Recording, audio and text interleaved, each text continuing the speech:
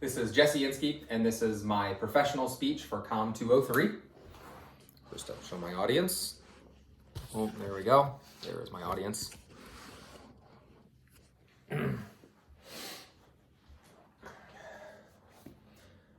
Britannica has the definition of architecture as the process and product of planning, designing, and constructing buildings or structures.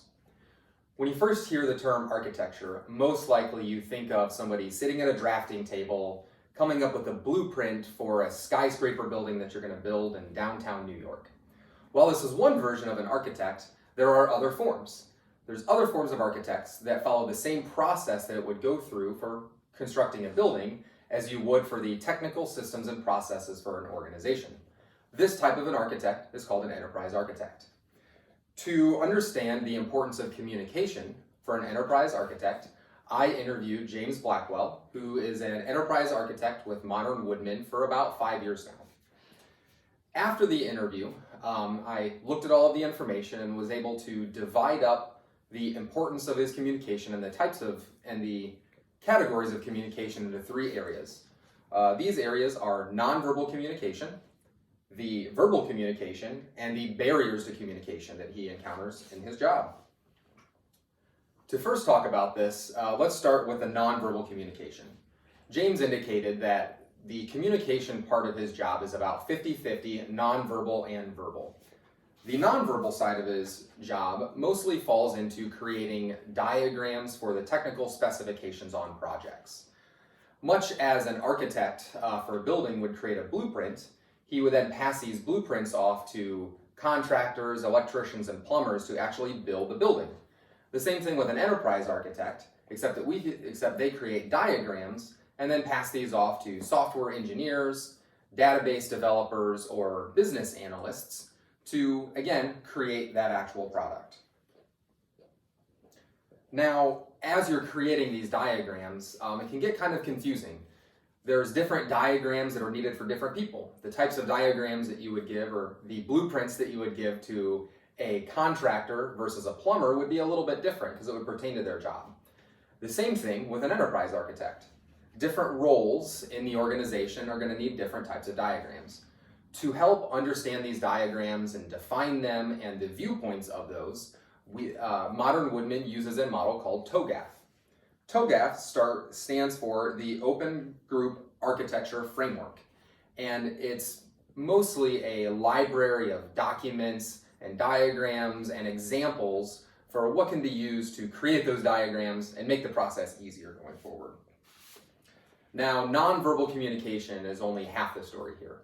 There's also the verbal communication you need to be a successful enterprise architect. The diagrams are for teams, and the verbal side of it mostly comes in with meetings of managers and executives to define projects. So you meet with a manager or an executive who says, we want to create a new iPhone app for the organization. We have to get the specifications from them. What kind of an app, what functions, what color do they want it? And all of that is exchanged most easily over verbal communication. It's a series of interviews and clarifying those types of questions. Now, the other side of that verbal communication is relationship building. A lot of the information that is discussed is confidential information because we're building a product that we're going to be putting out in the market, or it could be confidential information from you're creating an application that could automate some jobs or shift responsibilities in the organization. So confidentiality is a high part of that, which kind of feeds into building good relationships during those verbal communication. Now, in the perfect world, all of this communication would flow well. You'd meet with somebody, they would create the diagrams, you would pass that to teams that would create these products for you, but there's always barriers. There's always barriers to this communication. Some of the barriers that James encounters quite frequently are, I guess one of the barriers that has been prevalent lately is the introduction of a virtual work environment. With the pandemic, everything has gone 100% virtual for meetings, which makes it very difficult to read body language and facial recognition for people to, are they understanding what's going on? Some people have their web cameras on, which helps. Some people have their web cameras off, but even if their camera is on, glitches in the technology or things slow down and you can't get that same type of information out of it. Another barrier that's encountered is the power struggles between managers. So as the enterprise architect, you're going in to get the specifications for a project, but sometimes that project is created by somebody higher up in the organizational chart, and that department manager isn't happy about it. So they're not going to be very forthcoming with information, or maybe they don't trust that architect to document things properly.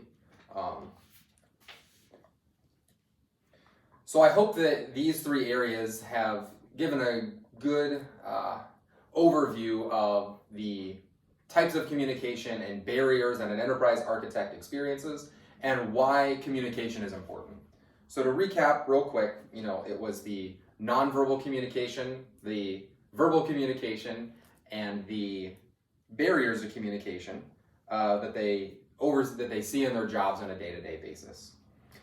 Now, hopefully the takeaway from you on this is to understand that, that next time that you're firing up that iPhone app and it crashes or the things don't work, sometimes it's a lot more difficult than just, that program crashing. Most likely there was a communication problem in the organization as they were creating the app.